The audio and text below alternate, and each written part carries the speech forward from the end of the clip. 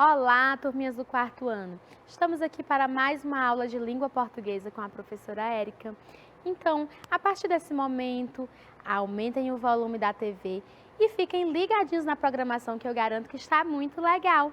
Então, vamos lá começar a nossa aula de hoje? Todo mundo atento? Todo mundo já preparou o seu material em cima da mesa para anotar as informações importantes da aula? Então, vamos lá!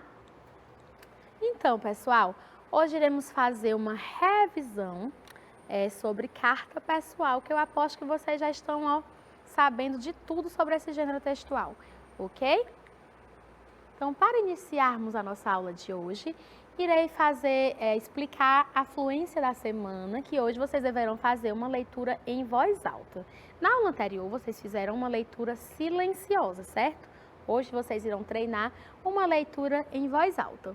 Hoje vocês realizarão uma leitura em voz alta do texto Adivinha. A leitura em voz alta é excelente para ajudar na concentração, pois o leitor fica mais atento ao que está escrito e à forma de pronunciar as palavras. Esta aproxima o leitor e o ouvinte do universo da leitura. Então, ao realizarem a leitura em voz alta, convidem suas famílias para assistirem às suas apresentações. Divirtam-se e leiam quantas vezes conseguirem, certo? Então, eu quero ver quem é que vai convidar sua família para assistir a sua leitura do texto Adivinha de hoje. Aposto que eles vão adorar. Então, vamos lá? Para vocês já irem treinando essa leitura em voz alta, eu quero ver quem é que a partir de agora vai ler junto com a tia, aí de casa, tá bom? A gente vai começar juntos. Então, a tia vai apresentar o texto Adivinha de Margareth Mille. Então, vamos lá? 1, 2, 3 e já! Adivinha, quem limpa os seus dentes? Um gato? Um sapateiro? Um limpador de vidros? Um patinho de borracha? Não, um dentista. Quem limpa os dentes é o dentista. Adivinha, quem pilota um avião? Um motorista? Um anjo? Uma tartaruga? Um bebê? Não, um piloto. Quem pilota um avião é um piloto. Quem faz pão? Uma girafa? Um saltimbanco? Um artista? Um ceramista? Não, o padeiro. Quem faz pão é o padeiro. Quem entrega as cartas? Um mágico? Um jogador de futebol? Um policial? Um papagaio? Não, o carteiro. Quem entrega as cartas é o carteiro. Quem conserta o carro? Um caranguejo? Um bombeiro? Um palhaço ou um veterinário? Não, o mecânico. Quem conserta o carro é o mecânico, certo? Então, esse é o texto que vocês devem fazer a leitura em voz alta hoje. Treinem uma vez, duas, três, certo? Porque leitura é treino. Quanto mais você treina, melhor você fica, ok? Então, hoje iremos revisar o gênero textual carta pessoal. Então, a carta é um gênero textual de correspondência que visa estabelecer uma comunicação direta entre os interlocutores para transmitir diferentes tipos de mensagens, certo? Então, hoje iremos estudar a carta pessoal.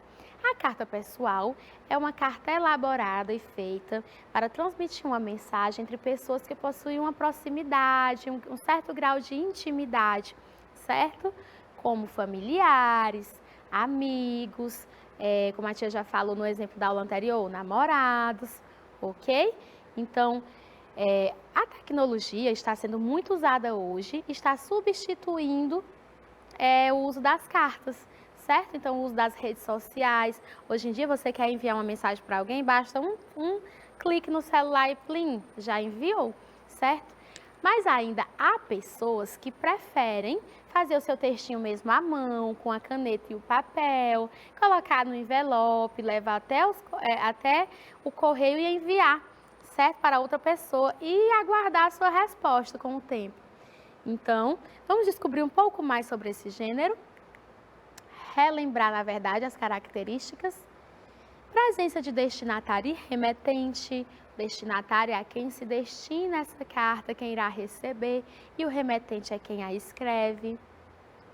Uso de linguagem formal e informal, Então, dependendo do grau de aproximação, de proximidade entre os interlocutores da carta, que é o destinatário e o remetente, essa linguagem pode ser uma linguagem mais coloquial, despretensiosa, certo? Uma linguagem informal ou uma linguagem mais preocupada com com as normas gramaticais, que é uma linguagem formal. Então, por exemplo, se você vai enviar uma carta para uma pessoa que você tem proximidade, nela poderá conter vícios e figuras de linguagem, bem como expressões populares e gírias. No entanto, se a carta for para, por exemplo, o diretor da escola, a tia já usou esse exemplo, vocês também já falaram agora, não foi?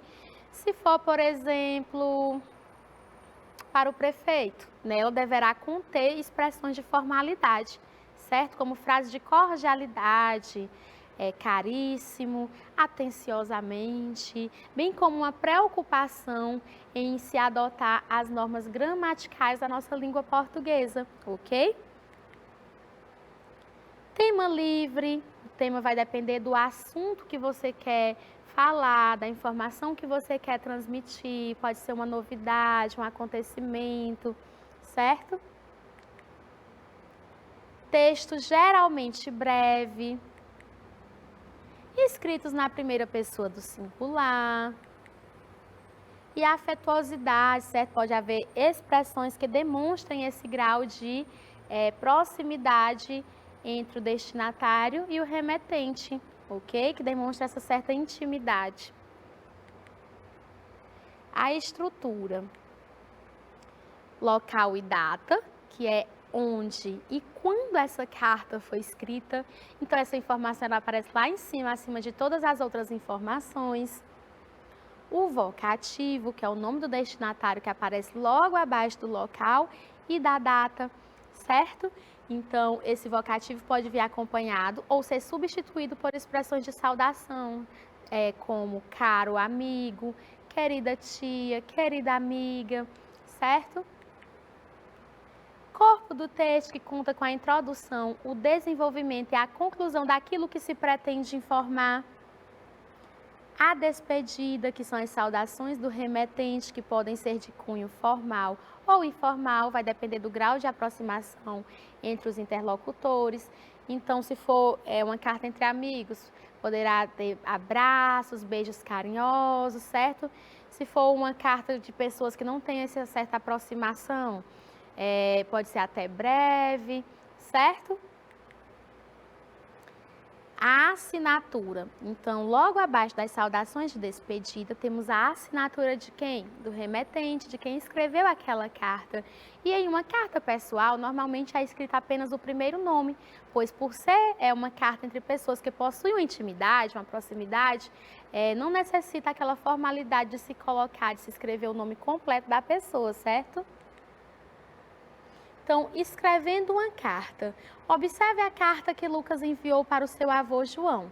Veja todos os elementos que uma carta precisa ter. Rio de Janeiro, 16 de maio de 2013. Vovô João, na próxima semana vai haver um campeonato de peão na escola e eu sou o favorito, pois descobri todos os segredos do peão. Um abraço do seu neto Lucas. Então, temos aqui o local e a data, Rio de Janeiro, 16 de maio de 2013. O nome da pessoa para quem se escreve a carta, que é o destinatário, no caso é o vovô João, junto aqui com a sua expressão de, certo? No caso aqui sem a expressão de saudação. O assunto da carta, que na próxima semana vai haver um campeonato de peão na escola e que ele era o favorito, pois descobriu todos os segredos do peão.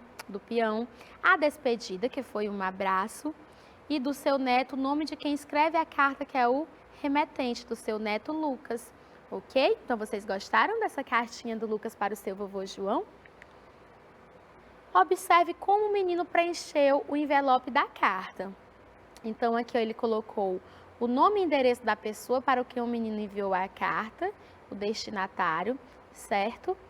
E este conjunto de números é o CEP, código de endereço, identifica o endereço e faz com que a carta chegue mais rápido. E aqui no verso da carta, o nome e endereço da pessoa que está mandando a carta, o remetente. Então, vamos ver aqui como foi que ele colocou. Vovô João, Rua Marina, número 16, 2200110, Rio de Janeiro, e colocou aqui o selo da carta. E aqui no verso, colocou Lucas, Rua Divisória, número 25, 22220, 020, Rio de Janeiro, RJ, ok? Então, vamos ver aqui um exemplo. Rio, 20 de janeiro de 2001. Querida prima Verônica, estou com muitas saudades de você. Como estão as suas férias? Passamos o final de semana em Angra dos Reis. Estava fazendo um imenso calor. Sentimos um vapor até na sombra. Velejamos por diversas ilhas e Ilhas das Botinas, porque se assemelham às duas botas. Você já esteve lá? Se não, poderemos marcar um dia e irmos juntas. O que acha da ideia? Aguardo ansiosamente a sua resposta. Beijos da prima Regina Lúcia. Então, vamos ver aqui o local e data. Rio, 20 de janeiro de 2001. O destinatário, a Verônica, certo? O remetente, Regina Lúcia. A despedida que foi utilizada, beijos, ok? Beijos da prima. E o assunto era uma carta de saudade, certo? Falou um pouco do calor que estava lá em Angra dos Reis. Não muito diferente daqui onde vivemos também, não é? Então, aqui agora a tia vai apresentar para vocês alguns desafios recebidos. Aquele desafio que a tia passou lá na nossa aula da semana passada, ok? Então, vou mostrar aqui, relembrar como era o desafio e mostrar alguns lindos desafios que a tia recebeu e adorou. Vamos lá. No desafio do dia, você deverá produzir uma carta pessoal para um ou uma amigo ou amiga da escola que sente muitas saudades. Não esqueça que uma carta deve conter local e data, vocativo, corpo do texto, despedida e assinatura. Irei selecionar algumas cartinhas e lerei na nossa próxima aula da TV. Surpreenda os seus amigos com essa forma de carinho, atenção e cuidado. Registre uma foto produzindo a sua cartinha e divirta-se. Aguardo ansiosamente as suas produções. Então vamos lá, vamos descobrir quem foi que caprichou no desafio dessa vez? Então vamos lá, ó. Tan, tan, tan, tan. Olha que linda, pessoal. Essa é a aluna Sara Evelyn dos Santos Machado, aluna do 4º ano da Escola Municipal Laurindo de Castro, professora Cacilda Lima, fotos concedidas e autorizadas pelos pais da criança. Então, mais uma vez, a Escola Municipal Laurindo de Castro dando a sua contribuição através do trabalho da professora Cacilda Lima. Muito obrigada, professora Cacilda. Essa colaboração é muito importante para o nosso trabalho. Parabéns para a aluna Sara Evelyn, que se dedicou e fez uma carta maravilhosa que eu já vou mostrar para vocês. E um beijo também de agradecimento aos pais da Sara por concederem a foto dela aqui para mostrarmos e a sua cartinha, tá bom? Então, vamos descobrir aqui como foi que a Sara fez a cartinha dela. Povoado Palmeira, 8/7/2021. Querida Mariana, como você está? Eu estou bem, graças a Deus, mas sinto saudade de você, das nossas conversas, nossos companheirismos nas aulas e brincadeiras. Espero que esteja tudo bem com você e sua família e que em breve nos encontramos presencialmente. Um abraço bem forte para você, Sara Evelyn dos Santos Machado. Então, caprichou em sua carta, não foi mesmo? Olha aí, Mariana, sua amiga Sara Evelyn lembrou de você e resolveu escrever uma cartinha e ela fez tudo certinho. Colocou o local e a data, o vocativo, o corpo do texto, a despedida e a assinatura. Então, mais uma vez, obrigada, Sara. Você arrasou, nota 10. Adorei a sua cartinha, tá bom? E continuem participando, que a tia adora a participação de vocês. Temos aqui outra princesa, que é a aluna Lara Valentina da Silva Ferreira, aluna do 4º ano da Escola Municipal Laurindo de Castro, mais uma vez com a supervisão da professora Cacilda Lima. Fotos concedidas e autorizadas pelos pais da criança. Então, mais uma vez, um beijo para todo mundo que faz parte da Escola Municipal Laurindo de Castro, para a professora Cacilda, que está sempre colaborando com o seu trabalho, e para a aluna Lara Valentina, que caprichou em sua cartinha, que a tia vai já ler para vocês, tá bom? Um abraço também para os pais da Lara Valentina, que autorizaram a sua imagem ser passada aqui na TV. Aposto que ela deve estar adorando, não é, Lara? Então, vou já ler a cartinha dela aqui para vocês verem como ela foi nota 10. Então, temos aqui, Teresina, 9/7/2021. Querida Jennifer Jamile. Jennifer, minha amiga, como é que você tá? Estou com muita saudade de você, das nossas brincadeiras, de quando a gente ia para a escola. Não vejo a hora dessa pandemia acabar para a gente se divertir de novo e voltar para a nossa escola. Um grande abraço, Lara Valentina. Então, olha aqui, Jennifer, sua amiga Lara lembrou de você. Então, ela está de parabéns que ela escreveu uma carta tudo certinho, com o local e a data, o vocativo, o corpo do texto, a despedida e a sua assinatura. Então, mais uma vez, ó, um beijo, Lara, um beijo, Jennifer. Continuem participando da aula, tá bom? Continuem enviando as produções de vocês, que a tia adora receber essas produções dos desafios. Então, quem não participou ainda, pode pedir à sua professora para participar. Qualquer dia, pode ser a sua fotinha que vai aparecer aqui na nossa aula da TV. Combinado? Então, hoje iremos falar um pouco também sobre variação linguística regional, histórica e social. Então, variação linguística. Língua é a linguagem verbal, oral e escrita, utilizada por um grupo de indivíduos que constituem uma comunidade. Ela é uma construção humana e histórica. É organizadora da identidade dos seus usuários. Ela também dá unidade a uma cultura, a uma nação. Uma língua viva é dinâmica e, por isso, está sujeita a variações, certo? Então, temos aqui a variação histórica. As variações históricas tratam das mudanças ocorridas na língua com o decorrer do tempo. Algumas expressões deixaram de existir, outras novas surgiram e outras se transformaram com a ação do tempo. Então, essa variação é a variação que vai ocorrendo conforme a passagem do tempo. Eu aposto que tem expressões dos avós de vocês que hoje em dia já não utilizamos mais. Então, é a variação da linguagem que vai ocorrendo com o passar do tempo. Então, temos aqui um exemplo. Vossa mercê, vós mercê, você. Flash, que era chamado antigamente, depois virou paquera, no meu tempo era paquera, e agora é crush. Farmácia com P, ficou farmácia com F, e tiraram o H. Busca elogios, no meu tempo era quer confere, hoje em dia é quer biscoito. Então, quando você ouvir essa expressão quer biscoito, é uma pessoa que está sempre em busca atrás de elogios, mas são expressões que vão se modificando com base na mudança do tempo, certo? Com base no passar dos anos, ok? Então, tem expressões hoje em dia que vocês conhecem e a tia não sabe nem o que significa, ok?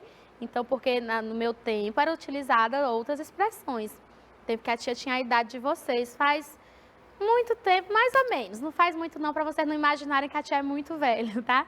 Foi ontem, praticamente. Mas tem expressões que vocês falam hoje que a tia desconhece, certo? Então, essa é a variação histórica. Temos a variação regional, que são aquelas que demonstram a diferença entre as falas dos habitantes de diferentes regiões do país, estados e cidades. Este tipo de variação ocorre porque diferentes regiões têm diferentes culturas, com diferentes hábitos, modos e tradições, estabelecendo assim diferentes estruturas linguísticas. Então, aqui é uma diferença que ocorre conforme o local onde a pessoa vive. Vamos ver aqui. Temos aqui, ó, em algumas regiões se falam mandioca, outras aipim e outras macaxeira.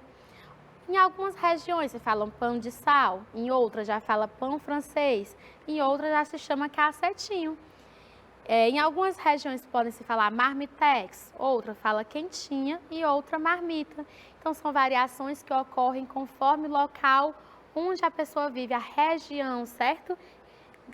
Então, temos aqui a outra variação, que é a variação social. São variações que ocorrem de acordo com os hábitos e culturas de diferentes grupos sociais.